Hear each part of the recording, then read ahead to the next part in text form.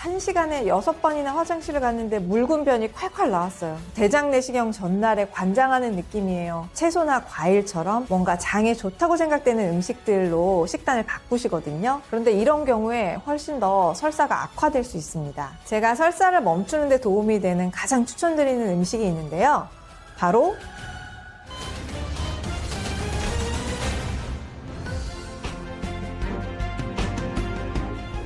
어떤 분들은 설사를 하면 마치 장 청소가 된 것처럼, 관장이 된 것처럼 장이 깨끗해져서 좋은 거 아닌가 생각하시는 분들도 계신데요. 절대 아닙니다. 장 내에 점막이 손상되고 장내 환경이 악화되는 위험한 증상입니다. 설사한다는 건 흡수가 안 된다는 거예요. 물의 흡수가 안 되고 영양분의 흡수가 안 되죠. 그래서 첫 번째로 탈수 증상이 생깁니다. 입만 마르는 게 아니라 근육에 힘이 빠지고 쥐가 나고 어지러운 증상이 생기고요. 체중도 빠지게 됩니다. 나이가 들수록 근육 줄어드는 거 걱정하시잖아요. 그런데 이렇게 설사를 방치하게 되면 근육도 많이 빠지게 되고 장이나 혈관의 힘도 많이 약해지게 되겠죠. 요즘 알려진 게 염증은 장 속에 독소가 들어오는 장누수 증후군이다. 이거 많이 들어보셨죠? 장이 제2의 뇌이자 면역의 최전방이에요. 이 장 점막의 손상이나 염증을 방치하게 되면 온몸에 염증 물질이 퍼지게 되고요. 또 정신적인 문제까지 생길 수가 있습니다. 또 요즘 정말 심각한 게 염증성 장질환이 많아요. 그래서 설사를 방치하다가 장을 잘라내는 경우까지 생기거든요. 그렇기 때문에 지속되는 설사에 대해서는 굉장한 주의를 기울이셔야 됩니다. 설사를 줄이기 위해서 이제 많은 노력들을 하시는데요. 좀 잘못된 노력을 하시는 경우도 있습니다. 그러니까 예를 들면 내가 그동안 좀 건강하지 않게 먹었나?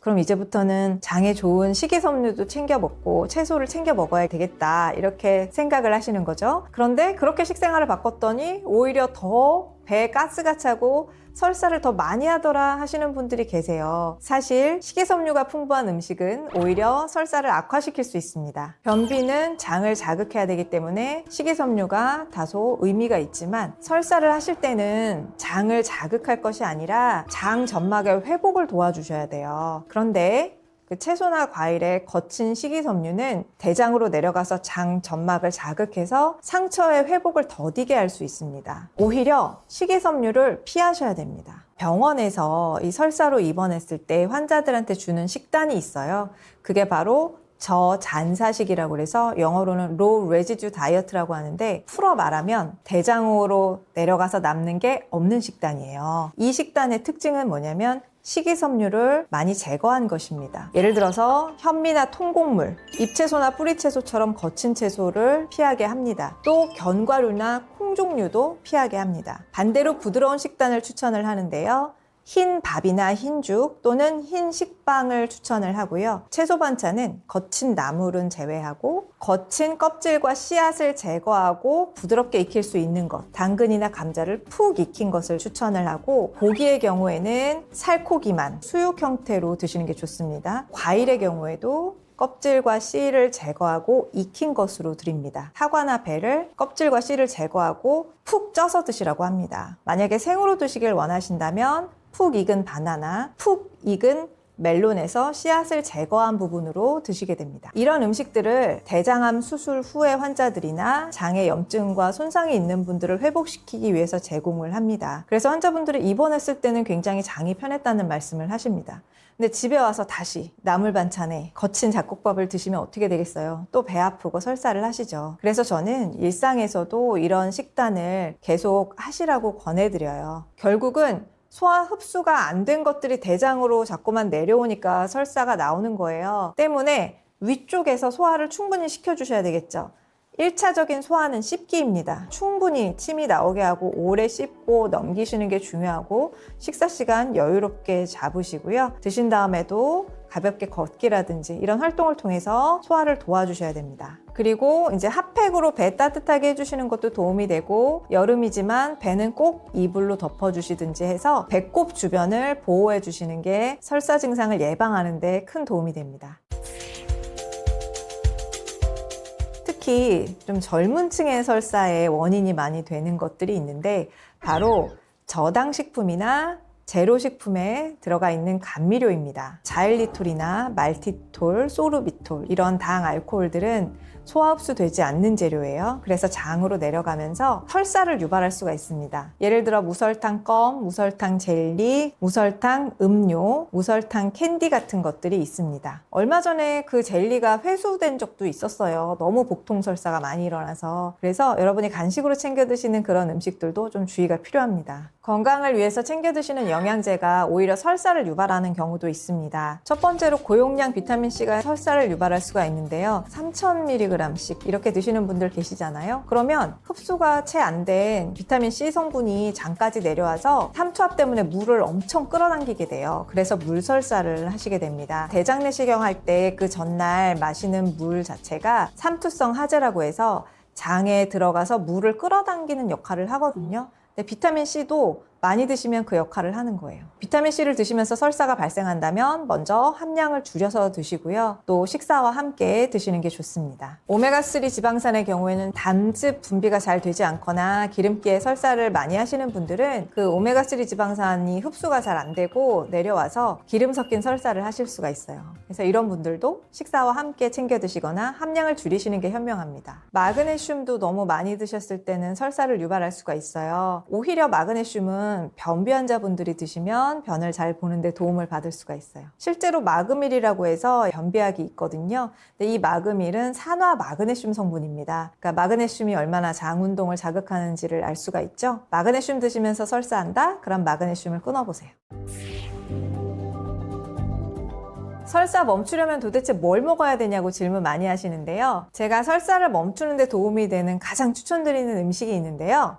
바로 누룽지차입니다. 누룽지는 사실 약재로 썼어요. 동의보감에 보면 취건반이라는 이름으로 기재가 돼 있습니다. 밥을 해서 누룽지를 만든 것인데 중요한 것은 탄화시키는 과정이에요. 그러니까 우리가 누룽지 만들면은 마치 이제 커피 로스팅 할 때 같은 그런 냄새 나죠? 갈색으로 약간 탄화가 되면서 구수한 맛이 생기고 이때에 단당류도 나오지만 여러 가지 탄화로 인한 흡착 물질이 생기게 됩니다. 그래서 우리 장 속으로 들어갔을 때 과도한 습기를 흡착해 줄 수 있는 역할을 해요. 잘 흡수가 되고 마치 이제 꿀물 마시는 것처럼 에너지를 주고 소화를 도와주게 됩니다. 설사를 멈추겠다 하면은 누룽지를 조금 더 진하게 좀 태우듯이 로스팅 하시는 게 좋죠. 설사하게 되면 탈수되고 허기지니까 이온 음료나 보리차 많이 찾으시잖아요. 그런데 이것보다는 누룽지차가 훨씬 좋습니다. 이온 음료는요, 설탕이 너무 많아요. 그리고 보리차의 경우는 좀 서늘한 성질이 있기 때문에 배가 평소에 차가운 분들은 보리차조차도 굉장히 차다고 느끼시거든요. 그래서 누룽지차가 좀 따뜻한 성질도 있고 빠르게 에너지를 공급하는 이온 음료 역할을 하기 때문에 좋은 대안이 됩니다. 그 설사가 너무 심해서 입에 뭐가 들어오든지 계속 설사한다 하시는 분들은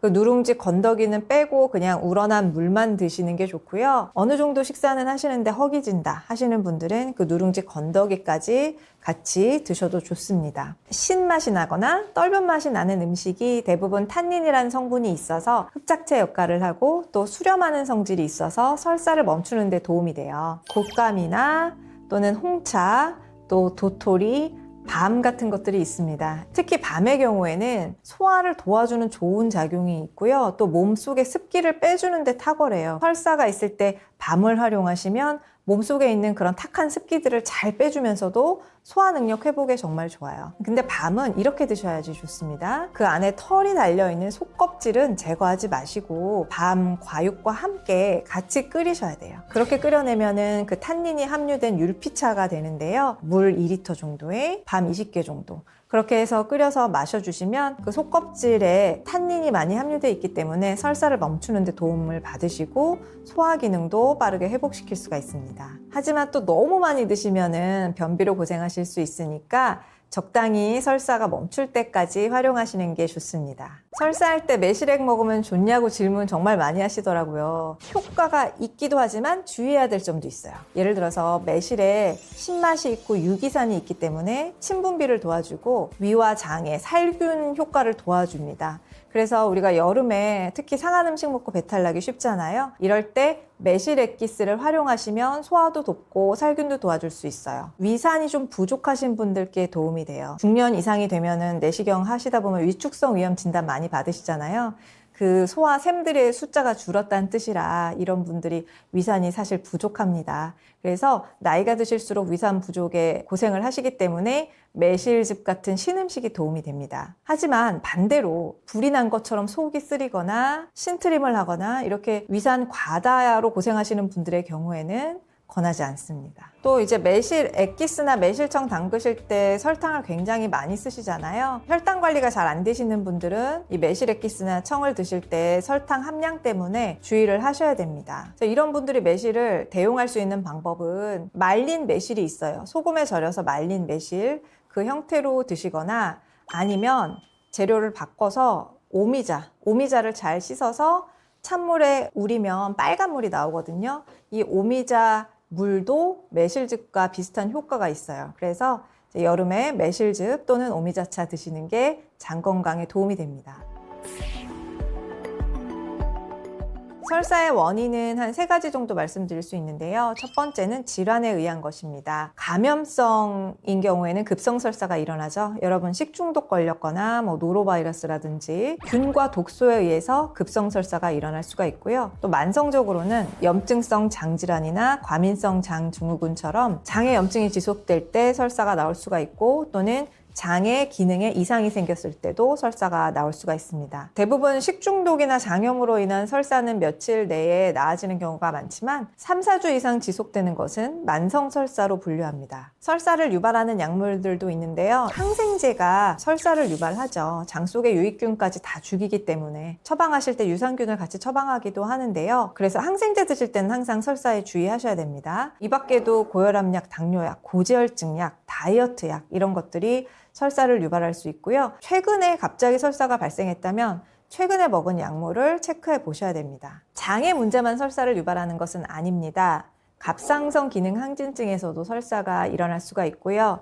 췌장 질환이라든지 여러 가지 소화기관의 문제로 인해서 설사가 발생하는 경우도 있습니다. 특별한 이유 없이 2주 이상 설사가 지속되거나 복통, 발열, 혈변이나 점액질변, 체중 감소 등이 나타날 때는 꼭 병원을 찾아서 진료를 받으셔야 됩니다. 이렇게 설사의 좋은 습관 잘 유지하시고 또 나쁜 습관 피하시고요. 제가 알려드린 누룽지차 잘 활용하셔서 장 건강 지키시길 바라겠습니다.